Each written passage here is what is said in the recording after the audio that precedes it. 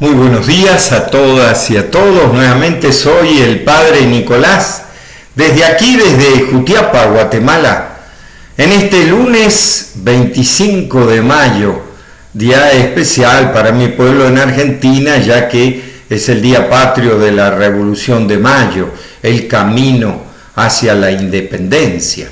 Bueno, rezaremos por la comunidad de Argentina, como de todos los países de nuestros pueblos latinoamericanos y demás.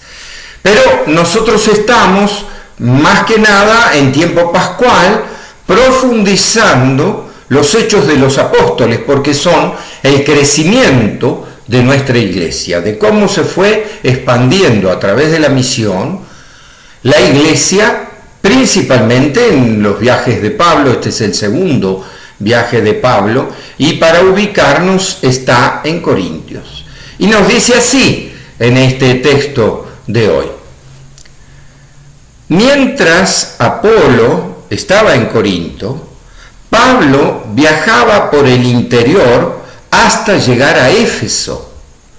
Allí encontró unos discípulos y les preguntó si habían recibido el Espíritu Santo después de abrazar la fe. Le respondieron: ni sabíamos que había Espíritu Santo. Le preguntó: entonces, ¿qué bautismo han recibido? Contestaron: el bautismo de Juan. Pablo replicó: Juan predicó un bautismo de arrepentimiento, encargando al pueblo que creyera en el que venía detrás de él, o sea, Jesús. Al oírlo, se bautizaron invocando el nombre del Señor Jesús, y Pablo les impuso las manos y vino sobre ellos el Espíritu Santo, y se pusieron a hablar en distintas lenguas y a profetizar. Esto es palabra de Dios. Gloria a ti, Señor Jesús. ¿Y qué nos dice este lenguaje? ¿Qué mensaje tiene este lenguaje tan antiguo y este acontecimiento? Que analizamos un poco la situación. Apolo, ya hablando de Jesús y con lo que le había dicho antes Aquila y Priscila, dio un paso más. No se quedó con el bautismo de Juan, pero él se queda predicando en Corintio, y Pablo va hasta Éfeso, ciudad importante también Éfeso, y la comunidad que allí se realiza. Recordemos que Pablo después escribe 2 cartas a los Corintios y una carta a los Efesios, porque también fue una comunidad importante. Pero esta comunidad, ¿cómo nace y cómo crece? Cuando él llega, ya hay gente que son discípulos. Pero resulta que, acordándose de lo que le había pasado con Apolo, le pregunta: a ver, ¿qué bautismo recibieron el Espíritu Santo? Y los otros ni sabíamos que había Espíritu Santo.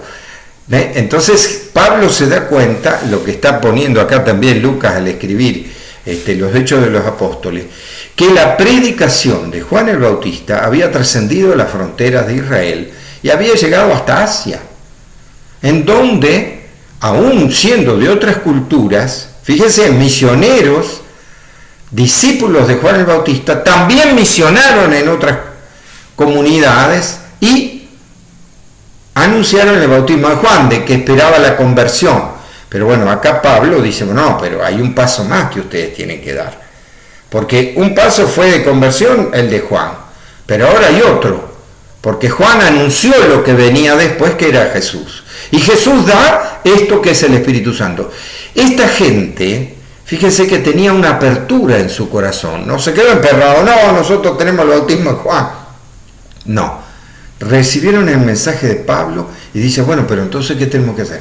Se bautizaron con el bautismo de Jesús y recibieron el Espíritu Santo, que en esos momentos quería decir como que hablar en lengua y profetizar, o sea, sentir la gracia del Espíritu Santo. O sea, tuvieron esa apertura. Tenemos que crecer en nuestro modo de fe, tenemos que madurar, y bueno, maduramos y crecemos. Y nos bautizamos de nuevo y hacemos lo de... porque descubren la gracia de Dios. Y entonces, ¿qué nos dice 2000 años después? En este tiempo de pandemia, de cuarentena, ciertamente de el cuestionamiento de cómo crecemos por el Espíritu Santo. No sé por qué. Claro, porque estuvimos hablando de cómo nacimos y crecimos, por ejemplo, se transformó en el Concilio de Jerusalén, que se abrió a las otras culturas. Pero acá Pablo está diciendo algo más. Internamente nuestra fe tiene cambios del Espíritu Santo, da cambios de perspectiva. Entonces no nos quedamos solo con el Concilio de Jerusalén, porque a través de estos 2000 años han habido ¿cuántos concilios? El más cercano, por supuesto, es el Concilio Vaticano II hace 60 años. ¿Qué hizo? Retomar la realidad del mundo, o sea, volver a la pluriculturalidad, a las lenguas vernáculas, que quiere decir la lengua de cada lugar, a retomar toda esta justamente funcionalidad de Pablo, que es abrirse a las distintas culturas. Y lo digo porque cuando llegaron acá los misioneros, indudablemente, con muchos errores acá a América, y en África también, en Asia. ¿Por qué? Porque querían imponer no solo la fe, sino una cultura. Y la fe está para todas las culturas, para todas las lenguas, porque todos tienen el Espíritu Santo. Ese misterio del Espíritu Santo es el que nos hace ver una perspectiva de vida distinta, una esperanza distinta. ¿Por qué? Porque la fe que yo tenía cuando era joven no es la que tengo ahora. He crecido. Yo tengo que decir, la fe que tengo ahora, después de 37 años de cura, no es la misma que yo tenía cuando recién me ordené.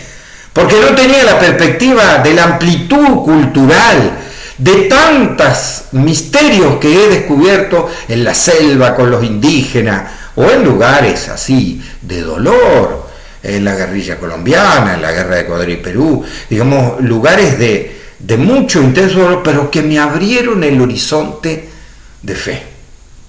Al misterio, por ejemplo, todo el misterio de lo indígena. Me abrieron la fe, me abrieron el corazón y la mente a otras formas y a otras expresiones culturales. ¿Qué me dice eso? Que tenemos que ser como esos 12 que estaban con Pablo, abiertos a decir, la fe tiene que crecer. Entonces, en esta pandemia, en esta cuarentena, ¿cómo ha crecido mi fe? ¿Cómo ha madurado?